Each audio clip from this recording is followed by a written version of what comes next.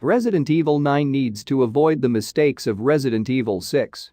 Resident Evil 9 has some high expectations to live up to, but hopefully, it avoids the mistakes made by Resident Evil 6 as the stakes start to rise. The Resident Evil series has seen a resurgence in popularity in recent years ever since the release of Resident Evil 7: Biohazard in 2017. The seventh entry breathed new life into the franchise, which was in desperate need of saving following the poorly received Resident Evil 6.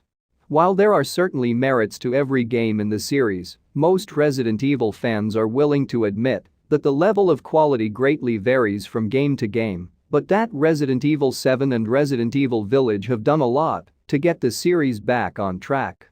As fans look to the future of the franchise with the next mainline Resident Evil game, a sinking feeling has started to take over. It seems as if every third game in the franchise isn't received very well in comparison to the games preceding it, which would mean that Resident Evil 9 is potentially in for some trouble. This cycle of errors seen with Resident Evil 3 and 6 is avoidable, however, as long as Capcom can learn from its previous missteps and deliver a game worthy of the goodwill currently surrounding the Resident Evil franchise. How Resident Evil 9 can succeed. If Resident Evil 9 wants to avoid the missteps of Resident Evil 6 and to a lesser extent Resident Evil 3, it will need to avoid conflating a larger sense of scale with quality. For example, Resident Evil Village has a much larger scale than Resident Evil 7, however, RE8 has a lot more going for it than simply being RE7 but bigger. It made sense for Village to have a larger sense of scale given the journey that Ethan Winters went on in RE7, and Village justifies its growth further by having a narrative that requires it, while also feeling like a gradual escalation from the previous game. It would be a mistake, then, for Resident Evil 9 to be even bigger than Village for the simple sake of trying to ramp up the scale without providing any reasons for doing so.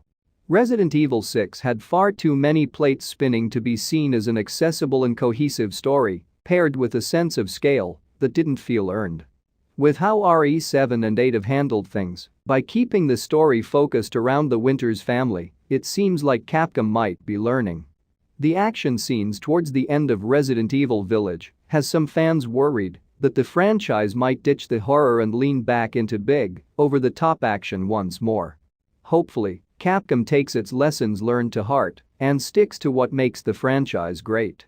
Resident Evil Village is available now for PC, PS4, PS5, Xbox One, and Xbox Series XS.